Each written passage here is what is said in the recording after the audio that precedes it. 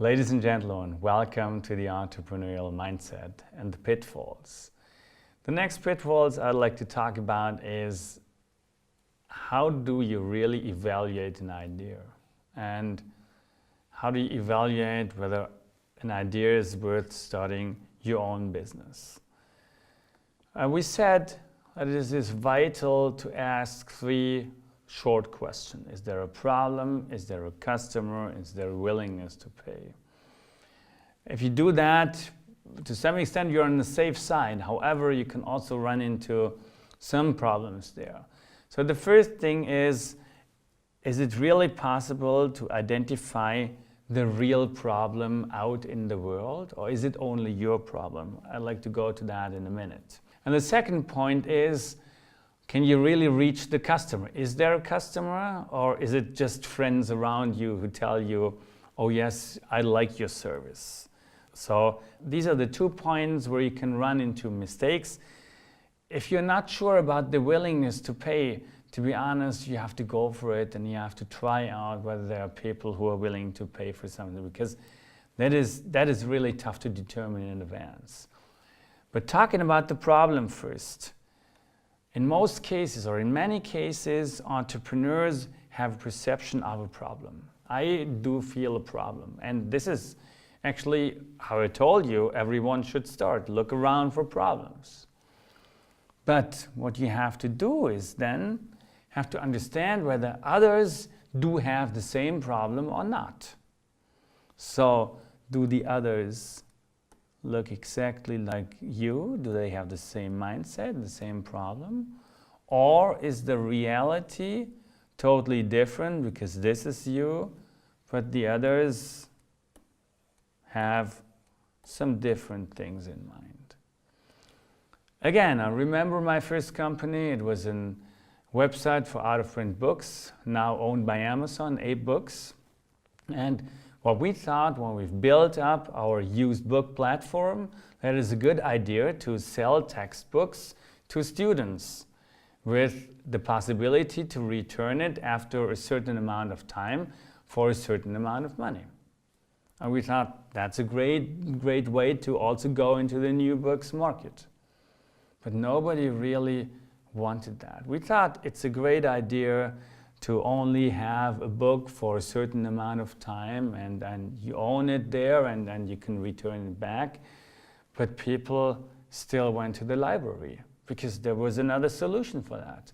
Nobody needed to buy the new book and return it for like 40, 50, 60% after some time. So that at the very end that cost us $1 million and we had to stop this service, and it was typically that.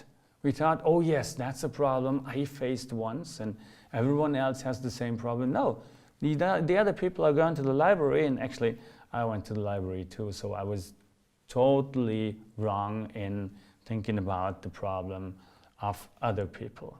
And this is the main step. What you might want to do is, if you think, oh, this is a problem for me, try to change the perspective and try to really understand whether other people do have the same problem, or is it just you, or is it just a small amount of people?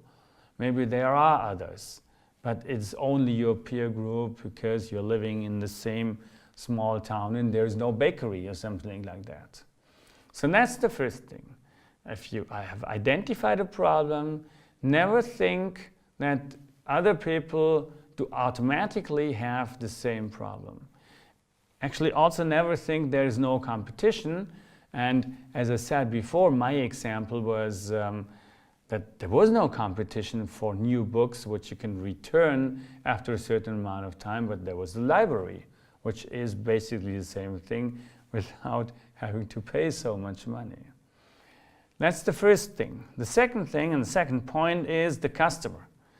Do you really have an adequate customer identification, or is your customer identification inadequate? So is there really a customer for your solution, or does another solution already exist and customers don't need to take your solution? Well, that was our case. People went to the library, and actually at the very end they don't needed our solution. And because there was competition out there was a solution for that problem. And the solution for that problem might not be the same technology. So you might be the only one with a certain technology, but there's always a different solution. When the first car came into the world, people went from A to B by train or by horse, or they just walked. So you could have said we have no competition because there's no car out there. Carl Benz could have said that, who invented the automobile. But at the very end, there were other solutions for that. And the other solutions actually were better when he invented the automobile, because the horse was faster than the car these days. Now it's totally different, and maybe there's a new discussion coming up. So if you look into The Entrepreneur, there's an article by Andrew Bork from 2016, and he said the same thing. He said, your idea should solve a real problem.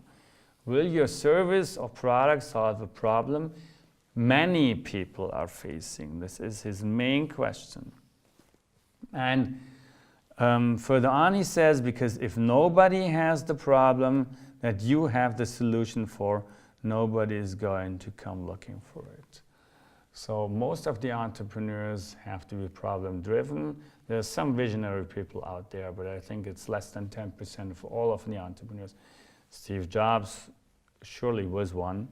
But in most cases, entrepreneurs are problem-driven, and what you can see is 42% of failed startups do so because there's no market need, because they do not face a need, a problem.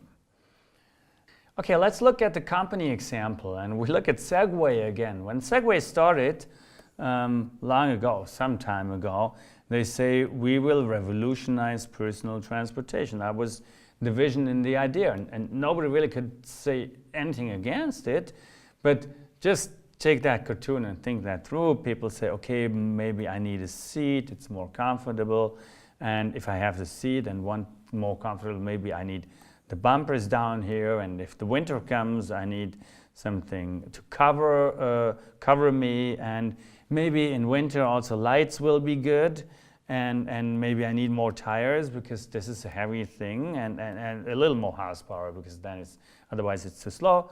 Now you're talking. And this is actually what happened to Segway, and this is why Adam Hartung in the Forbes wrote in 2015, nobody inherently needed a Segway.